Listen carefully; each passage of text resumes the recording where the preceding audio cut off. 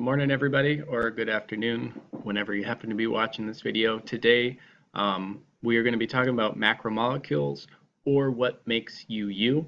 This, of course, is Mr. Zimbrick coming to you from the science classroom.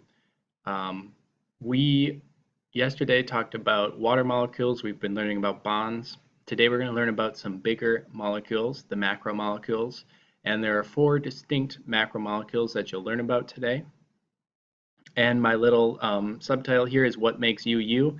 Turns out that these macromolecules are essential for life. They're essential for cells, and you are made out of these things. So you should be pretty excited to learn about what makes you you. All right, I've got a little quote here to start us off from a guy named Francis Crick. You may have heard of Francis Crick before. He's got a pretty famous role in biology because he was one of the guys who unlocked the structure of DNA along with Watson. Of course, there are other people involved in that we'll discuss once we learn about DNA in detail, but here's his quote. Almost all aspects of life are engineered at the molecular level, and without understanding molecules, we can only have a very sketchy understanding of life itself. In other words, if you guys don't know what the macromolecules are yet, well, then you don't quite understand what life is. So today you get to learn about life. Our essential question is, what are the structures and functions of the 4 macromolecules? Now today we're going to take notes a little bit different, and what I want you to do is turn to pages 9 and 10, fresh new set of pages in your notebook. I'm going to open it up at the very top. You can title it macromolecules. You can write down the essential question, but then I want you to pause.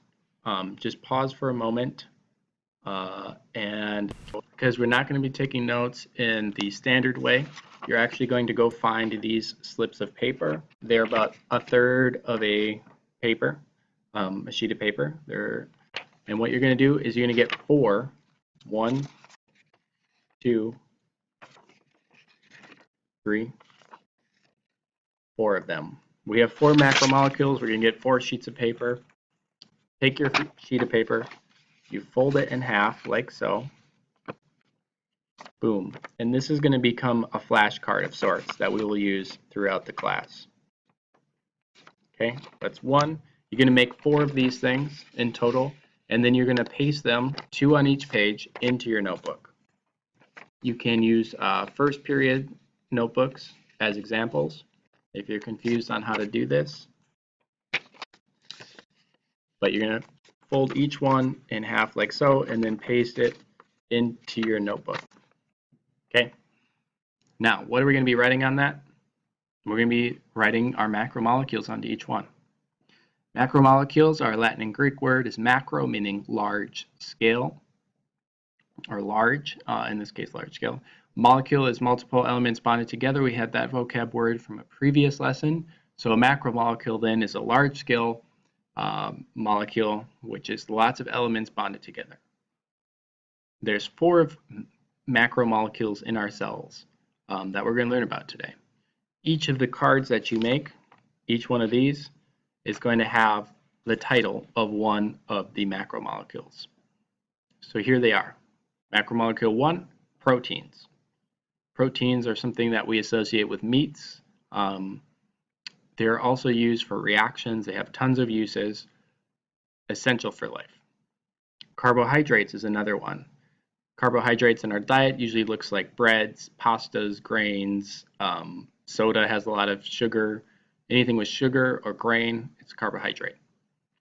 Nucleic acids is another one. The main one there is DNA, so the Na part of nucleic acid, or DNA, the Na comes from nucleic acid. The other kind is RNA, which we'll learn about. And then last but not least is lipids. And lipids are going to be fats and oils. Fats and oils. Okay? Each one of your cards then, you're going to give a title. Got my card. I'm going to write lipids on it. Okay? Boom, lipids. And then I'm going to make this into a flashcard with the upcoming notes. Each one of your cards you should write down the name of that particular macromolecule. So I need proteins. I need carbohydrate, nucleic acid, and so on. Okay, so you're going to end up with 4 of these things, and they're going to be glued into your notebooks. And then what we're going to do is we're going to look at the functions of each one of these. All right, I already told you that you should care because life wouldn't exist without these molecules. And in particular, I have taken the characteristics of life and shows you how these macromolecules relate to the various characteristics of life. Nucleic acids, for example, pass genetic information along through mitosis and meiosis. Nucleic acids carry genetic information, that's their use. Proteins, they help our cells maintain homeostasis, they help us respond to stimuli, they help organisms acquire energy, and they can give structure to the cells. They have many, many roles that they play in the cells, including helping chemical reactions occur. Next we have lipids, which are found in the cell membrane. Our cell membrane is made out of phospholipids, and then we also use them for long-term energy storage. Last but not least, we have carbohydrates, which are used for short-term energy. What you're going to do now is in your little booklet here, proteins, for example, I'm going to look at the various uses, and I'm going to put that onto the interior page here. I'm going to write uses and then our functions, uses, underline it, and then I'm going to write, well, it helps with homeostasis. I'm going to write that down. I'm going to write down acquire energy. I'm going to write down structure. I'm also going to write down reaction. Okay, so on the inside page, now I've got those notes. Lipid or proteins, I've got my uses. You can pause the video here, and you're going to go through for each one of these and write down the uses. For each macromolecule, you're going to write down the uses in your little card here.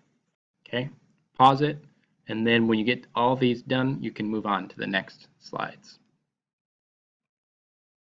Okay, macromolecules are very complex molecules, and they're complex in that they're very large. However, they are made out of simple monomers that get attached to each other and built up. So just like we said with atoms and molecules, monomers and polymers, a monomer is a single unit. Mono is our Latin and Greek, mono meaning one, poly meaning many. Monomer is one piece, polymer, many parts. Okay, monomer, one part, polymer, many parts. In the case of macromolecules, each macromolecule has a distinct monomer that gets merged or connected, in other words, bonded to other monomers to make the polymer. Okay? Again, we're going to use this analogy of Legos. A single Lego brick is the monomer. We put a bunch of them together, we get the Eiffel Tower, that's our polymer. Okay, what does this mean in terms of macromolecules? Well, here is our first one, nucleic acids. And we are going to be writing this information down in our notes. A key thing here is if you are in foundational biology, I just want you to have the structure and the function in your notes. For DNA though, what you can write, if you're in any of the other classes, you need to have all this information. So if you have your uses on one side, on the other side you're going to write down this information. Structure, monomer, polymer, elements. Okay? So the structure of a nucleic acid is a helix. Its monomer is a nucleotide. Each one of these molecules right here represents a nucleotide. And in this diagram, the nucleotide is like this rung in the ladder. Each nucleotide gets bonded together, so those are the monomers. They get bonded together to form the polymer, which is either RNA or DNA. And again, the function of these molecules is to store genetic information. Life is not possible without our DNA or RNA. So you should be taking this little flashcard deal and putting that information into here. You can also include the picture of DNA on the inside. Okay, that's the goal. You're going to do that for each of the following molecules. Okay, so the monomer, again, the nucleotides, we've got cytosine, guanine, adenine, thymine. These are all the bases that DNA is made out of. And then we have the polymer, which is the DNA or the RNA. And again, it stores genetic information. This I'm going to save for tomorrow. Here's a closer look at some real cells in action. Here the DNA is stained in blue. You should notice that the DNA in these cells is all located at the center of the cell. Why is it located at the center? What kind of cells does that make this? Would we then presume these to be? It's in the center because DNA is found in the nucleus of a cell. All eukaryotic cells, which is animal and plant cells, are going to have a nucleus. So these must be animal or plant cells with a nucleus, and the DNA is inside of them. All right, continuing on, we have carbohydrates. Carbohydrates, in its simplest form, is going to be a carbon ring with some OHs on there. We call the monomer a monosaccharide. Mono, one, sac, sugar. One sugar is its monomer. So this right here is a simple sugar. When we string a bunch of them together, they will either turn into cellulose or starch. Those are two examples. The function, again, is to give short-term energy for cells. And here is what that polymer might look like. It's a whole bunch of these rings strung together. Again, you're going to take your carbohydrate sheet, you're going to write down structure, monomer, polymer on the opposite side of the function. And this is going to serve as a flashcard for you in the future. Okay. All right, next up we have proteins.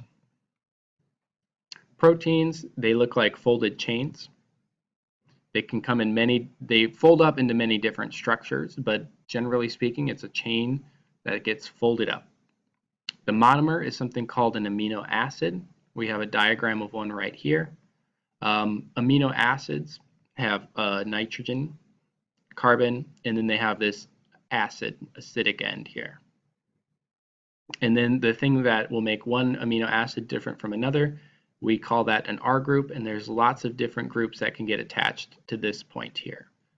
And we'll go into more detail into that if you're in advanced biology in the next lesson.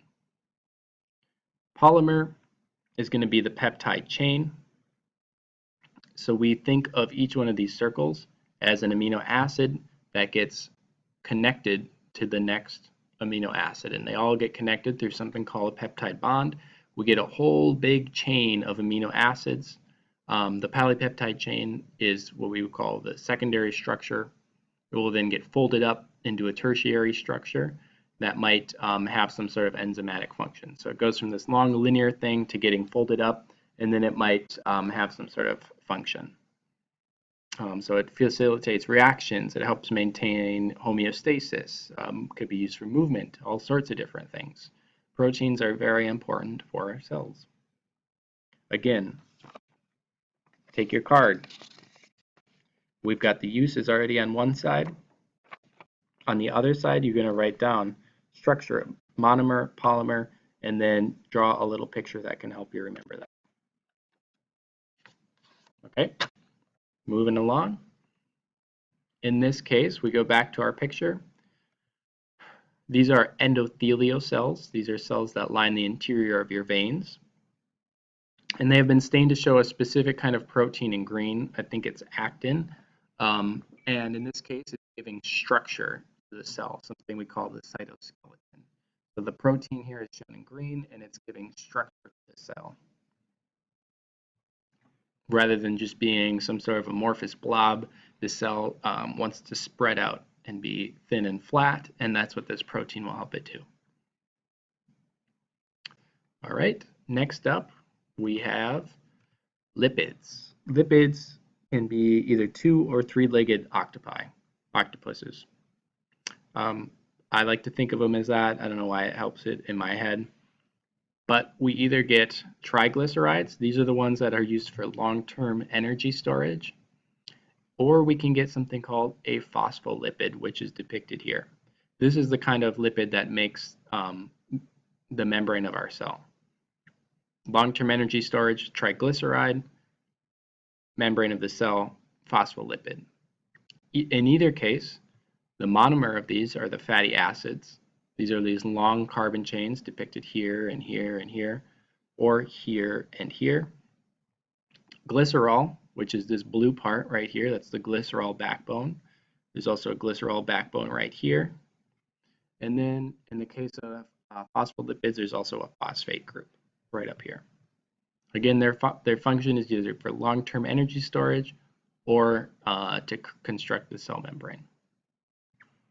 We'll pause again at this moment. You can continue creating your little card for lipids. Make sure you get all the information down. A little bit more about lipids, just to reflect on what we learned about water. Where should I put myself here? Okay. Phospholipids have polar and nonpolar regions, which means one side likes water, one side does not get along with water. Okay. A phospholipid will have a hydrophilic head, philic meaning to like, hydro meaning water, likes water, and it has a hydrophobic tails, afraid of water down here. These fatty acids are nonpolar, they don't interact or mix well with water. When we put oil and water together, we saw that they separated. One was polar, the oil, one was not. So in the case of phospholipids, they have this part right here that does not like interacting with water. It's polar. While this side is, it's nonpolar, this side is polar, and it likes water. So if you put these molecules into a polar substance, such as water, they will form different, different structures. One of them looks kind of like this, where it will ball up into a sphere, and then the water on the outside is all going to be interacting with the hydrophilic part of the phospholipid. So all these little white balls here represent the hydrophilic head. Okay, so they're going to face out towards the water because they like water. And then the tails are going to get tucked in side away from the water. And then there's a second layer of phospholipids that are going to be facing towards the water as well. So we call this a bilayer. There's two layers of lipids, phospholipids, such that each side, the hydrophilic side is facing water, facing water, facing water, and then the hydrophilic side is tucked away from the water because it does not interact well with it. And this is what makes our cell membrane. We have a lipid bilayer cell membrane that looks like this. All these phospholipids will line up in a bilayer facing the water. The hydrophilic heads will face the water, and that's what creates the cell membrane. Okay, and here we have the membrane of these different cells. These are bovine cells stained in purple.